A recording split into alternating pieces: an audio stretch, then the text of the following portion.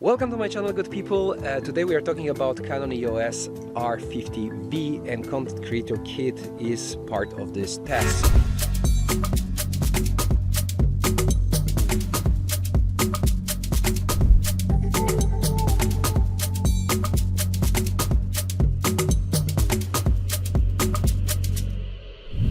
So we will talk about very important things like how does the camera perform in low light, what's the dynamic range of the camera, how does the video look like, and what kind of colors we have here.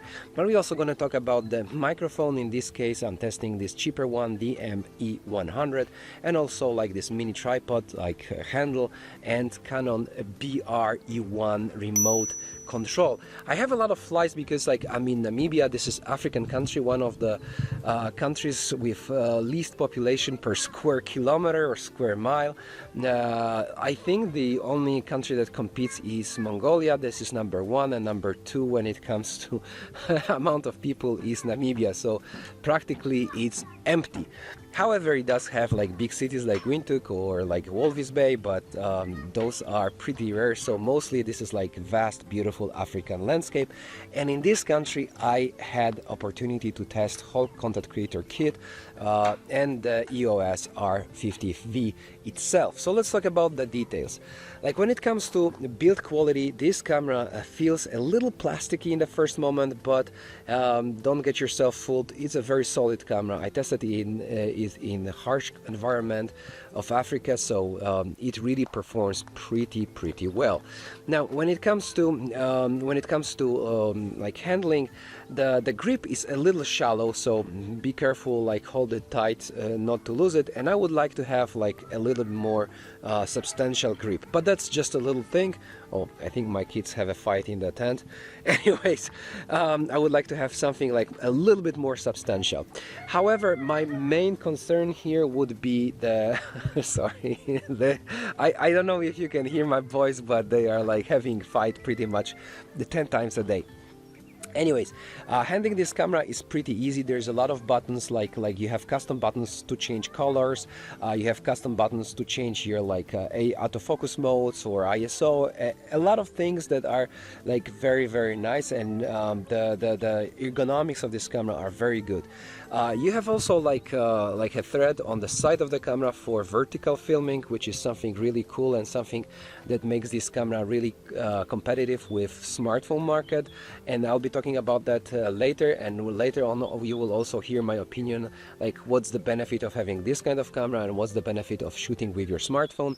And of course, in summary, we will also tell something about the lens quality, because the camera comes with RFS 14 to 30 millimeter lens, so be sure to watch it until the very end. And I'll also show you like a lot of sample images, because this camera is not only for videographers but also like is beautiful camera for photographers. Not just, you know, what is lacking, coming back to its construction, is the viewfinder, but the rest of it, I'm getting old, but the rest of it is really well designed. Anyways, talking about battery life is not great on that camera, so make sure to buy one extra battery. But other than that, I'm very happy with that camera. One of the things just I noticed, just to complain a little bit, is that, for example, in comparison with Nikon cameras, like you can handle these cameras with one hand only. In case of R50V, it's good to have both hands operational. So if you want to, you know, operate this camera, usually you will need second hands to change some more like how to say, sophisticated functions. One of the things I noticed is that there is A+ mode, which is super automatic mode, and it works actually pretty good, and I'm using it right now. So it can, you know, detect your face automatically, it can detect the type of light you're shooting in. It is very user-friendly. However, one of the things I noticed is that it's been like problem with some Canon cameras for some time now, that sometimes with the you know, like lighting situation is a little bit more difficult. It has a problem to give you a proper you know, to give you a proper exposure. So sometimes you have to you know, like expose it manually, so you have to switch from A+ mode to a semi or half automatic mode. So that's my only complaint here, but other than that, you can just press record button and get this kind of image like you see right now, which is absolutely satisfactory for like 99% of content creators out there. Now let's talk about the microphone, the ME100. So this is the cheaper version of the microphone that comes with like built-in jack cable, which is good because you cannot lose it, which is not good because it can break, but it didn't break so far, so I'm happy with it. I'm using that microphone actually right now so you can hear the quality. So both built-in microphone and the external microphone are sounding really good, and this is a good news because even if you don't have microphone, you can easily use the one that is built in. The only like advantage of the ME100 is that it's more directional, and it does have this dead cat, beautiful, you know, fluffy dead cat on top of the microphone. So, and that's a good thing because like sometimes when you are shooting outdoor in uncontrolled environment, you will get a lot of, you know, wind coming into the microphone. So dead cat is something very beneficial. Now let's talk about image stabilization, STAB. So image stabilization in this camera is pretty good. There's no 5-axis sensor image stabilization, but there is digital image stabilization, and that is actually working much better than ever before, and I'm really happy with the results. You can see for yourself.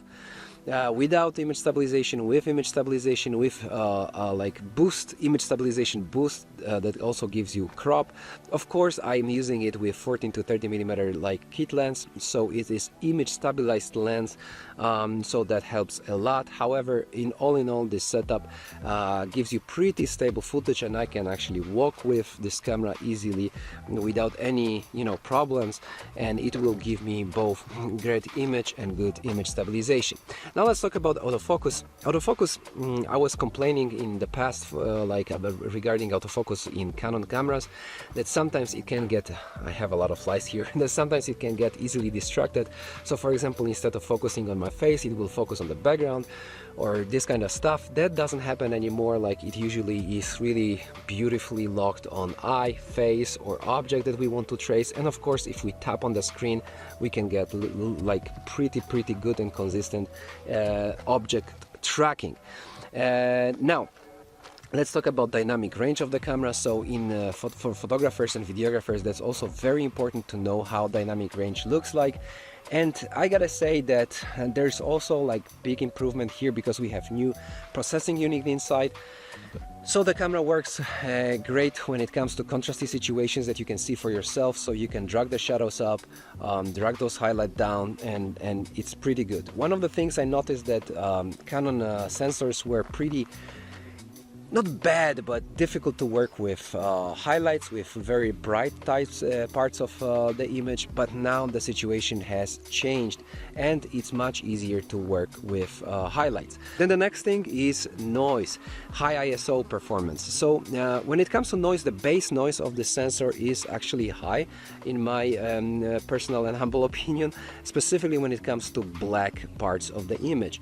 But this is something that Canon has been dealing with for a long time, and it doesn't look bad. It's very even, but you have to know about it, and I wouldn't recommend to go any higher than 3200 with this camera because it's an APS-C sensor and the performance is pretty decent but not amazing, I would say. So there's no generational leap here. Now let's talk about something very important, which is image quality. So when it comes to sample images, I had a lot of fun photographing you know, Namibia and its beautiful wildlife and its beautiful landscapes and cities and all this kind of stuff. I took it to safaris, and like it is also a very valid tool for photographers because at one hand it doesn't have the viewfinder, but at the other hand it does offer you decent you know, resolution, very good image quality, nice colors, as I said, very good dynamic range, and yeah, besides not having the viewfinder, you can take beautiful images with this camera.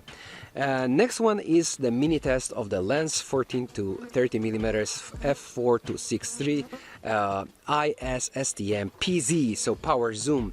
Talking about power zoom, we will talk later about the handle and about the functionality of that thing, but about the lens itself, if you turn off image correction here, image correction profiles here, you have a lot of barrel distortion on 14 millimeters. The sharpness in the corners on 4 drops quite dramatically, but if you go to 30 millimeters and you know, the distortion is practically gone and sharpness mm is much better both in the middle of the image and on the sides of the image. But on 14mm it's not dramatic, but of course in the middle of the image is pretty sharp, in the corner not that much. But if you stop it down to something like 5.6, it is completely okay.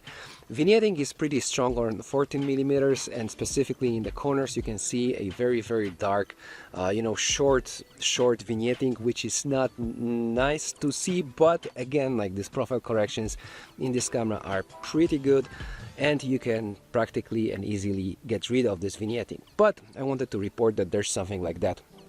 Against the harsh light, it works pretty predictable. It's something you would expect from a kit lens of that size, that weight, and that price. So that's something okay, but be careful, because sometimes when you work against harsh light in real life situations, you can see on a couple of images, you can get this a little bit of kit lens plasticky look of sun rays hitting the lens. So just be careful with that. Something to when it comes to close-up image quality, you can come really close to the object, but the sharpness will drop quite substantially. So make sure to stop it down to something like 5.6 at 14mm and something like 7 point something on 30mm. But that's a good news, because you can come really close to the object, and that's something nice to have. It's like creature comfort. When it comes to chromatic aberration, it is very well controlled, so that is something really good. So overall, the image quality out of this kit lens is not maybe great, but it's absolutely sufficient for 90% of content creators out there, vloggers or enthusiast photographers that will use this lens. But there are some things to remember about, and if you want hassle-free solution, just make sure to have this lens corrections turned on. Now let's talk about some creature comforts that we find in this camera, like these color profiles that are ready to use for users. That is something really nice, because that camera is designed to be something easy, something nice, something easy to use. And it is easy to use, so you just press the button and you have all those color profiles that are actually working really fine. And that's a nice thing to have. You can get cinematic look without using LUTs, without using a lot of color correction, something that this camera is designed to do. So overall, with this A+ mode, with very well working autofocus, with this color modes, this is a very complete package. There are some things that I would like to see improved, like camera is easily overheating when you record on 10-bit for longer period of time. It is small camera, so I can understand that, but it does overheat quite frequently if you record like this talk. While during recording this video, I had like 2 warnings of overheating, and 1 time camera did turn off. I would like to see better battery pack on this camera, because the battery can get drained really fast. So that's something of an improvement I would like to see in version number 2. Also, like the grip, more comfortable grip. I would love to see it wouldn't be more like heavy or bulkier, bigger. If it did have bigger grip, and better like one-hand handling. Other than that, it's a very nice package. Talking about this little tripod that comes in a set with this camera, it is very useful. I'm using it right now. It's on this tripod on the table, and I can vlog wherever I want. I can record my videos whenever I want, and I can also stop and start recording, which is obvious with this BRE1 remote, but I can also go wide and tele with this power zoom. So it's a great package. You can use it for video making. We use it on safaris, we use it to photograph Namibia and beauty of the nature here, and to film like some safaris, film some cities and situations we were in. So let the sample images and sample videos speak for themselves. This camera is really capable. It is one of the best products from Canon I've seen in years, to be honest. There are improvements. This overheating, I would like to see it gone.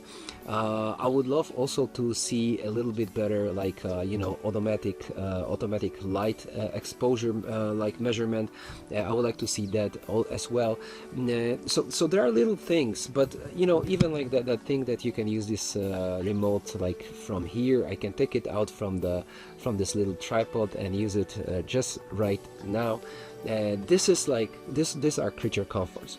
So in summary, besides like these beautiful sample images and beautiful video sample videos that you can see from that camera, and besides the fact that it actually records 10-bit 422, you know, this camera is easy to use, and that's something I wanted to see for a long time. It encourages you to record video because you have the record button on the front of the camera and on the top of the camera. You have the power zoom, so with all that creature comforts, you can actually like replace your you know, phone with this thing, and it's as easy as the phone to use. So this is a good thing. Overheating is a problem, I would say, definitely something to improve here.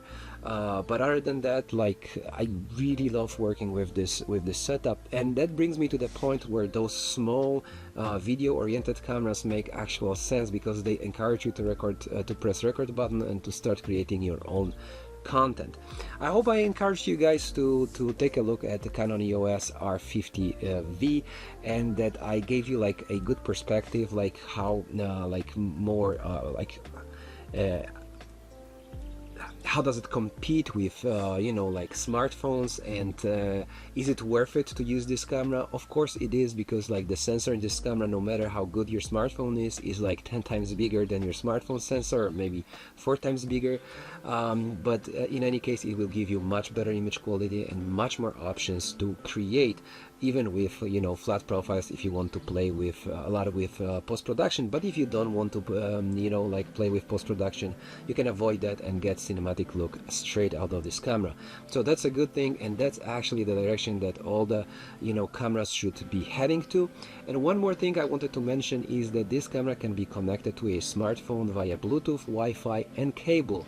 Thank you, Canon. Thank you for giving this option, because like I love to have like this option of plugging my phone with the cable, do remote shooting, but also like share the images from this camera that are better than from the smartphone directly to with my friends. I don't know, update my WhatsApp status, or like post it on Instagram story, and like just enjoy instant results straight from this very, very interesting equipment. Some things to improve, and one thing, Canon, if you are listening, please give us the option to charge this camera with any like you know, smartphone charger, because now you have to have this more powerful charger, power delivery thing, and that's a pain, because sometimes traveling you just want to charge it real quick, a little bit in the car, and have some more juice out of this camera. But that's something to consider in the future. Thanks for watching. Please leave thumbs up, subscribe, and I see you in the next recording. Cheers.